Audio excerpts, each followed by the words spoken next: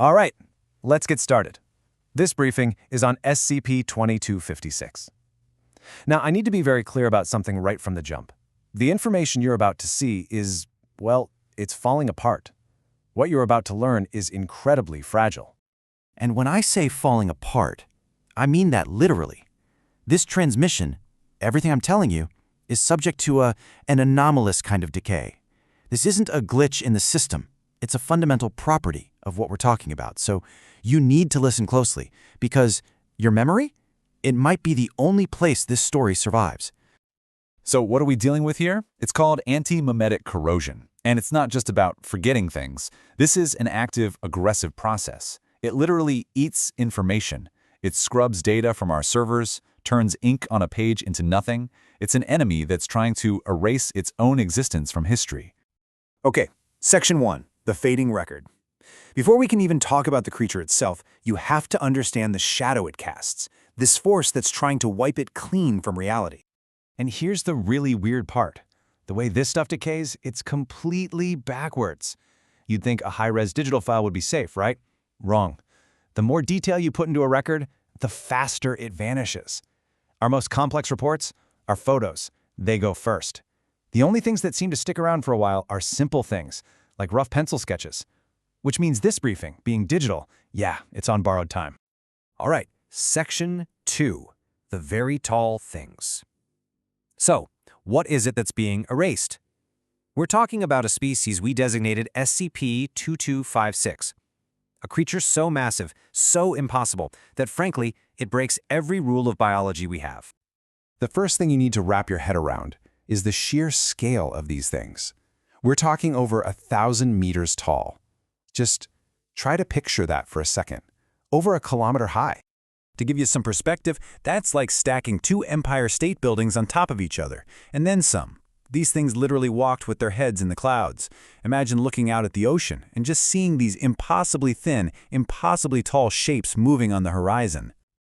Our own xenobiology division put it plainly. They said this was, and I'm quoting, the largest species to have lived on Earth. Nothing else even comes close. Not dinosaurs, not blue whales, nothing. And their biology was just a list of things that shouldn't be possible. You've got this kilometer-tall creature, right? It should weigh millions of tons. But no, it weighed about 4 tons, less than an African elephant. Its true mass was somehow hidden, camouflaged. And get this, they walked on water. Their huge, dish-like feet just strolled across the ocean surface. And despite this godlike scale, they were totally peaceful, gentle giants that just kept to themselves. So the big question is, if these things are being erased and they're so good at hiding, how do we even know they existed in the first place? Well, that leads us to Section 3, the Horizon Walkers. And believe me, how we found them is just as strange as what they are. The answer lies with the Maikitian people of Polynesia and a substance they used called teu coca. It's a kind of psychoactive drug, but its real power is that it's amnestic. Basically, it fights amnesia. It cuts right through the creature's antimemetic defenses, letting you not only see them, but actually remember seeing them. For centuries, the Maikitians were the only ones on Earth who could perceive them. To them, these creatures, they called them the pologan cow, which means the ones who walk very slowly, they weren't monsters, they were spirits, guardians, whose sacred job was to literally hold up the horizon, to keep the sky and the sea from mixing. They thought of them as friendly, if a little incompetent. You know, if a big storm rolled in, it was just because the pologan cow were slacking off. Now, this tukagoka substance was pretty similar to our own monastic compounds, which is what put it on the Foundation's radar back in 1991. And this is where the story takes a turn. This is where it becomes a tragedy. Section 4, a curse of observation. You've probably heard of the observer effect in quantum physics, right? The idea that just watching something changes it? Well, for SCP-2256, that wasn't some abstract theory. It was a literal death sentence.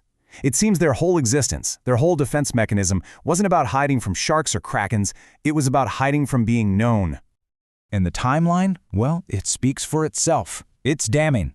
We started just passively watching them in 1991. By 94, their numbers were plummeting. Then, in 2002, we got ambitious.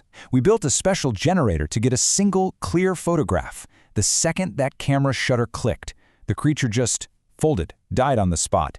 By 2006, the last one was gone. The entire species extinct. The official hypothesis became chillingly clear. It was us. Our observation, our notes, our reports, just the act of knowing they existed was like a poison to them. We, the Foundation, were the predator they had spent eons evolving to hide from. And we found them. But here's the thing. The creatures might be gone, but the anomaly isn't. Their death just changed the rules of the game. Which brings us to right now. Section 5, the final echo. With the living creatures gone, the antimemetic corrosion has turned on the only thing that's left, the memory of them. It's devouring the record of their existence. And just like before, it's hitting our best, most detailed records first. All our digital archives, every photograph, every single byte of data is actively dissolving. Even the simple pen and paper files are starting to fade. And you'll notice the class change. When they were alive, these 1,000-meter-tall giants were classified as safe. They kept to themselves, they were predictable. Now that they're extinct, we've had to upgrade the file to Euclid. Think about that. The creatures are gone, but the idea of them is now an active, uncontrollable information breach. How do you contain something that's literally trying to make you forget it exists? The prognosis from the antimemetics division is bleak. They give us 3 to 8 years, tops. After that, every last shred of evidence that SCP-2256 ever existed will be gone. It's like they'll be extinct twice over. First their bodies, and then the very memory of them. Which is why we're doing this. This whole briefing, it's a last-ditch effort. We're trying to plant this story in the one place that might last a little longer than our servers, your memory. But even that isn't safe forever. So I have to ask you, now that I've told you the story, now that you know, how long do you think you'll remember?